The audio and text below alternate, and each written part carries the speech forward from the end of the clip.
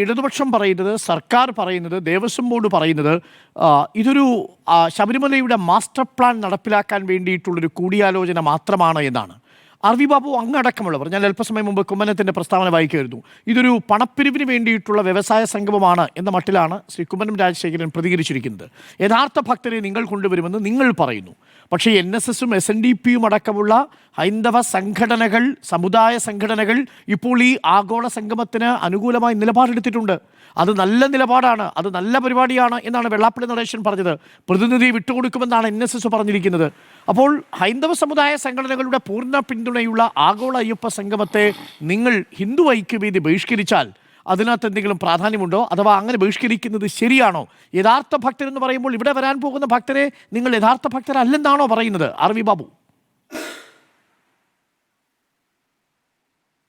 നോക്കൂ, സർക്കാർ ഈ പരിപാടിയുമായിട്ട് ആദ്യം ഇപ്പോൾ ഇവിടെ പറയുന്നത് കുഞ്ഞിക്കണ്ണൻ്റെ പ്രസ്താവന അരുൺകുമാറിന് തന്നെ ഒരു സംശയം ഉണ്ടാക്കിയിട്ടില്ല. ഇത് ആരാ നടത്തുന്നതിനെ സംബന്ധിച്ച്, സർക്കാരാണോ ദേവസ്വം ബോർഡാണോ? ഇപ്പോൾ കുഞ്ഞിക്കണ്ണൻ പറയുന്നത് ദേവസ്വം ബോർഡ് സർക്കാരിൻ്റെ കീഴിലല്ലേ എന്നാണ്. ഞാൻ മനസ്സിലാക്കിയിടത്തോളം ദേവസ്വം ബോർഡ് ഒരു ഓട്ടോണമസ് ബോഡിയാണെന്നാണ്. അത് അതിൻ്റെ സ്വന്തം നിലയ്ക്ക് പ്രവർത്തിക്കുന്ന, ഒരു സർക്കാരിൻ്റെ സ്വാധീനത്തിനും വഴങ്ങാതെ സ്വതന്ത്രമായി പ്രവർത്തിക്കേണ്ട ഒരു ഘടകമാണ് ദേവസ്വം ബോർഡ്. അപ്പോൾ ശരിക്കും സർക്കാർ എന്താ ചെയ്യുന്നത്? ദേവസ്വം ബോർഡിനെ മുൻനിർത്തിക്കൊണ്ട് നടത്തുന്ന ഒരു സംഗമം സർക്കാരാണ് സംഘടിപ്പിക്കുന്നത്. അത് ഈ കാര്യം വേണമെങ്കിൽ കോടതിയിൽ പറയാമായിരുന്നു. കോടതിയിൽ അത് പറഞ്ഞില്ല, ദേവസ്വം ബോർഡാണ് സംഘടിപ്പിക്കുന്നതെന്ന് പറഞ്ഞു. അപ്പോൾ ഇവരുടെ ഇടയിൽ തന്നെ ഒരു ആശയക്കുഴപ്പമുണ്ട്. ഈ ആശയക്കുഴപ്പമാണ് കുറേ നാളുകളായിട്ട് ഇപ്പോൾ നമ്മൾ കാണുന്നത്. അതുകൊണ്ട് സർക്കാർ ഓരോ തവണയും തങ്ങൾ നിശ്ചയിച്ച കാര്യത്തിൽ നിന്ന് പിന്നോക്കം പോയിക്കൊണ്ടിരിക്കുകയാണ്. ആദ്യം വാസവൻ ഇത് അനൗൺസ് ചെയ്തു, പിന്നീട് ശക്തമായിട്ടത് സർക്കാരിന് എങ്ങനെയാണ് ഈ ഒരു മത പരിപാടി നടത്താൻ, മതവിശ്വാസികളെ സംഘടിപ്പിക്കാൻ കഴിയുക എന്നുള്ള ചോദ്യം ഉയർന്നു വന്നപ്പോൾ പതുക്കെ അത് ദേവസ്വം ബോർഡാണെന്ന് പറഞ്ഞു. അപ്പോൾ ദേവസ്വം ബോർഡിന് യുവതി പ്രവേശന വിഷയത്തിൽ ദേവസ്വം ബോർഡിൻ്റെ നിലപാടിനെ ചോദ്യം ചെയ്തപ്പോൾ ദേവസ്വം ബോർഡ് ആ നിലപാട് തിരുത്തുന്ന തരത്തിലുള്ള പ്രസ്താവനയായിട്ട് വന്നു. എന്തിന് MV ഗോവിന്ദൻ പോലും യുവതി പ്രവേശം കഴിഞ്ഞ അധ്യായമാണെന്ന് പറഞ്ഞു. പക്ഷേ ഒപ്പം തന്നെ പിറ്റേ ദിവസം അദ്ദേഹം അത് അടഞ്ഞ അധ്യായമാണെന്ന് പറഞ്ഞിട്ടില്ല എന്ന് തിരുത്തി പറഞ്ഞു. ആകെ കൂടി ആശയക്കുഴപ്പമാണ് CPMന്. CPM വല്ലാത്തൊരു പ്രതിസന്ധിയിലാണ്. ഭരിക്കുന്ന കക്ഷി ഒരു വല്ലാത്ത പ്രതിസന്ധിയിലാണ്. യഥാർത്ഥ പ്രശ്നം എന്താണ്? ഇപ്പോൾ ഇവിടെ യഥാർത്ഥ അയ്യപ്പ വിശ്വാസികൾ ആരാണ് എന്നുള്ള ചോദ്യമൊക്കെ ശ്രീ കുഞ്ഞിക്കണ്ണൻ ചോദിച്ചു. ഞങ്ങൾ പറയുന്നത് എല്ലാവരും അയ്യപ്പനെ വിശ്വസിക്കുന്നവരെല്ലാം അയ്യപ്പ വിശ്വാസികളാണ്.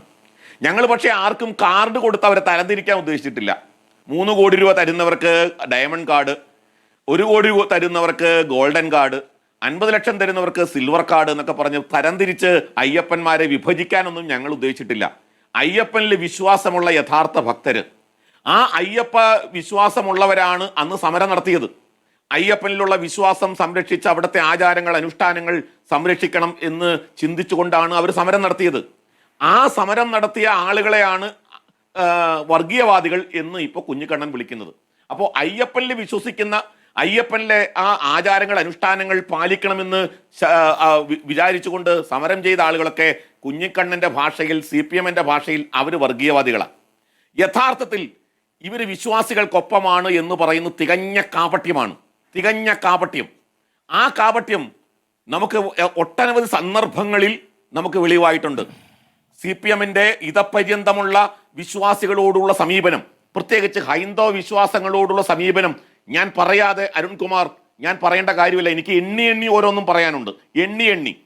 ഞാൻ അതിലേക്ക് കടക്കുന്നില്ല. അത് ഇന്നലത്തെ ചർച്ചയിലും മറ്റും ആവർത്തന വിരസത ഉണ്ടാക്കുന്ന കാര്യമായതുകൊണ്ട് ഞാനത് പറയുന്നില്ല. പക്ഷേ ഞാൻ പറയുന്നത് ശബരിമല മാസ്റ്റർ പ്ലാനുമായി ബന്ധപ്പെട്ട് ഇവിടെ എന്തൊക്കെയോ പറഞ്ഞു. മാസ്റ്റർ പ്ലാനിലൂടെ ശബരിമലയിൽ എത്തുന്ന അയ്യപ്പന്മാരുടെ അടിസ്ഥാന സൗകര്യങ്ങളുടെ വികസനത്തിന് വേണ്ടിയുള്ള തയ്യാറെടുപ്പിനാണ് അയ്യപ്പന്മാരുടെ സ്പോൺസർഷിപ്പ് എന്നൊക്കെ പറഞ്ഞു.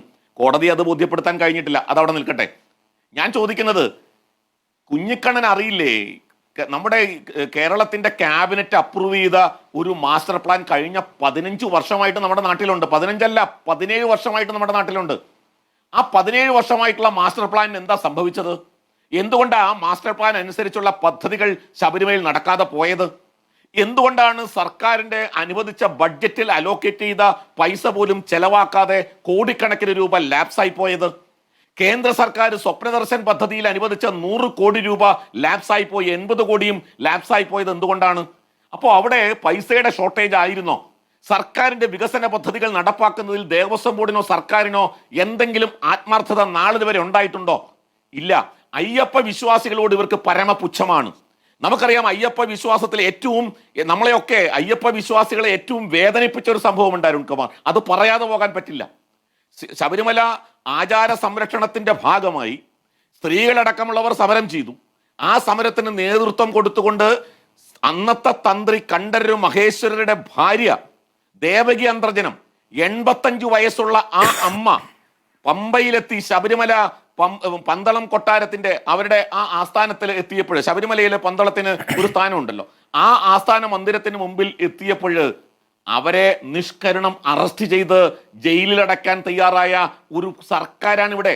തന്ത്രിയുടെ ഭാര്യ അറസ്റ്റ് ചെയ്തു, മുഖ്യതന്ത്രിയുടെ ഭാര്യ അറസ്റ്റ് ചെയ്തു, 85 വയസ്സുള്ള അമ്മയെ. എന്നിട്ട് ഞങ്ങൾ ശബരിമല വിശ്വാസികൾക്കൊപ്പമാണ്, അയ്യപ്പ വിശ്വാസികൾക്കൊപ്പമാണ് എന്ന് പറയുമ്പോൾ ഇത് തൊണ്ട തൊടാതെ വിഴുങ്ങാൻ കേരളത്തിലെ ഇന്ത്യയിലെ അയ്യപ്പ വിശ്വാസികൾ തയ്യാറാകും എന്ന് ഞങ്ങൾ കരുതുന്നില്ല. ഞങ്ങളുടെ കൂടെയാണ് വിശ്വാസികളൊക്കെ എന്ന് എന്തർത്ഥത്തിലാണ് കുഞ്ഞിക്കണ്ണൻ പറയുന്നത്? കുഞ്ഞിക്കണ്ണ, കേരളത്തിലെ ഹൈന്ദവ സമൂഹത്തിൽ വിശ്വാസികളായിട്ടുള്ള ബഹുഭൂരിപക്ഷം പേര് ഹൈന്ദവ സംഘടനകളോടൊപ്പമാണ് എന്ന് ഞാൻ പറയുന്നു. ഞാൻ കണക്കുകളുടെ അടിസ്ഥാനത്തിൽ പറയുന്നു. തെളിയിക്കാൻ ഞാൻ തയ്യാറാണ്. ചലഞ്ച് ഏറ്റെടുക്കാനുണ്ടോ കുഞ്ഞിക്കണ്ണൻ? ആ ചലഞ്ച് ഏറ്റെടുക്കാനുണ്ടോ? നിങ്ങളുടെ കൂടെയാണ് എന്ന് നിങ്ങൾ പറയുന്ന കാര്യങ്ങൾ മുഴുവൻ തെറ്റാണ് എന്ന് ഞാൻ പറയുന്നു. ഞാനൊരു ചലഞ്ചായിട്ട് ഏറ്റെടുക്കാം. അപ്പോൾ നിങ്ങൾ കുറെ തെറ്റിദ്ധാരണ നമ്മുടെ സമൂഹത്തിൽ പ്രചരിപ്പിച്ചിട്ടുണ്ട്. വിശ്വാസികളൊക്കെ ഞങ്ങളുടെ കൂടെയാണ്, ഹിന്ദുക്കൾ ഞങ്ങളുടെ കൂടെയാണ്. അല്ല കുഞ്ഞിക്കണ്ണ, ഹിന്ദുക്കൾ കേരളത്തിലെ 40% ഹിന്ദുക്കൾ ഹൈന്ദവ സംഘടനകളുടെ കൂടെയാണ്. ആ 40% ഹിന്ദുക്കൾ അവർ കഴിഞ്ഞ ലോക്സഭാ തെരഞ്ഞെടുപ്പിൽ ഹിന്ദുത്വ രാഷ്ട്രീയത്തെ പിന്തുണച്ചവരാണ്. അപ്പൊ അതുകൊണ്ട് ആ കാര്യം പറഞ്ഞ് നിങ്ങൾ ഞങ്ങളെ ഭയപ്പെടുത്താൻ വരണ്ട. ഞങ്ങളെ വർഗീയവാദികളാക്കി ചിത്രീകരിക്കാൻ, അതായത് യഥാർത്ഥ ഭക്തന്മാർ വർഗീയവാദികളാണ് എന്നൊക്കെ ചിത്രീകരിച്ചുകൊണ്ട് നിങ്ങൾ ഓരോ തവണയും നിങ്ങൾ പരാജയപ്പെടുകയാണ്. നിങ്ങൾ പിന്നോട്ട് പോയിക്കൊണ്ടിരിക്കുകയാണ്. നിങ്ങൾ പ്രതിരോധത്തിലാണ്. ശരി, അതിന് മറുപടി കോടതിയുടെ ഈ കഴിഞ്ഞ പരാമർശങ്ങൾ ഉൾപ്പെടെ നിങ്ങളെ പ്രതിരോധത്തിലാക്കിയിരിക്കുന്നു എന്നുള്ളതാണ് യാഥാർത്ഥ്യം. ശരി, അപ്പോഴും എന്റെ ചോദ്യം ബാക്കി നിൽക്കുന്നു. ഇത് SNDPയും NSSനെയും നിങ്ങൾക്ക് ബോധ്യപ്പെടുത്താൻ കഴിഞ്ഞിട്ടില്ല. ഹിന്ദു സമുദായത്തിലെ ഹിന്ദുമത വിഭാഗത്തിലെ 2 പ്രബല സമുദായ സംഘടനകൾ ഈ ആഗോള അയ്യപ്പ സംഗമത്തിന് പിന്തുണ പ്രഖ്യാപിച്ചിരിക്കുന്നു. RV ബാബു, ഞാനത് പറയാം. അരുൺകുമാർ അത് പറയാം. ഞാനത് പറയാൻ വിട്ടുപോയതാണ്. ഹൈന്ദവ സംഘടനകൾ, ഒരു വ്യത്യസ്ത ഹൈന്ദവ സംഘടനകൾ, നമുക്കറിയാം പ്രക്ഷോഭത്തിന്റെ കാലത്ത് പോലും നവോത്ഥാന മുന്നണി എന്നുള്ള ഒരു മുന്നണി ഉണ്ടാക്കി ഹൈന്ദവ സംഘടനകളെ പിളർക്കാനുള്ള ശ്രമം ഈ സർക്കാരിന്റെ നേതൃത്വത്തിൽ നടത്തിയിരുന്നു. അവരുടെ നേതൃത്വത്തിലാണ് വനിതാ മതിലുണ്ടായത്. അന്ന് SNDP അടക്കം അതിനോട് സഹകരിക്കുകയൊക്കെ ചെയ്തിരുന്നു. ആ വനിതാ മതിലിനെ സഹകരിച്ചിരുന്നു. ഇന്നിപ്പോൾ SNDPയുടെ നിലപാടെന്താ? കൃത്യമായിട്ട് വെള്ളാപ്പള്ളി നടേശൻ യുവതീ പ്രവേശനം, അതിനെ ഈ സർക്കാർ നിലപാട് തിരുത്തിയല്ലോ എന്നാണ്. എന്ന് വെച്ചാൽ SNDPയുടെ നേതാവടക്കം തെറ്റിദ്ധരിക്കപ്പെട്ടിരിക്കുന്നു. ഈ സർക്കാരിന്റെ നിലപാട് തിരുത്തപ്പെട്ടിട്ടുണ്ട് എന്ന ധാരണ ഒരുപക്ഷെ സർക്കാരിന്റെ ആൾക്കാർ അല്ലെങ്കിൽ ദേവസ്വം ബോർഡിന്റെ ആൾക്കാർ ഈ വെള്ളാപ്പള്ളി നടേശനെ അടക്കം, ബഹുമാനപ്പെട്ട യോഗം പ്രസിഡന്റിനെ അടക്കം, ജനറൽ സെക്രട്ടറിയെ അടക്കം ബോധിപ്പിച്ചിട്ടുണ്ടോ? അദ്ദേഹം തെറ്റിദ്ധാരണയ്ക്ക് വിധേയമായിട്ടുണ്ടോ? അറിയില്ല. അതുകൊണ്ട് അദ്ദേഹത്തെ ഞങ്ങൾ പോയി കാണും. ഓക്കെ, പരാമർശത്തിൽ ഒരു ഭാഗത്തിൽ ക്ലാരിറ്റി വരുത്തിക്കോട്ടെ.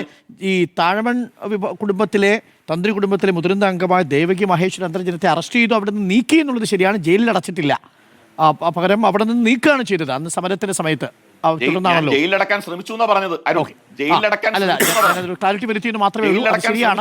ആ സമയത്ത് അവിടെ പ്രതിഷേധിച്ചിരുന്ന 2 പേരെ, എനിക്കൊന്നു മല്ലിക അന്തർജനും നമ്പൂതിരിയും ഉണ്ടെന്ന് തോന്നുന്നു. ഇവർ 2 പേരെയും അവിടെ നിന്ന് അറസ്റ്റ് ചെയ്തതായിട്ട് എൻ്റെ ഓർമ്മയിലുണ്ട്. നമ്മളത് തത്സമയം വിഷ്വൽസ് ഉണ്ട് അതിൻ്റെ.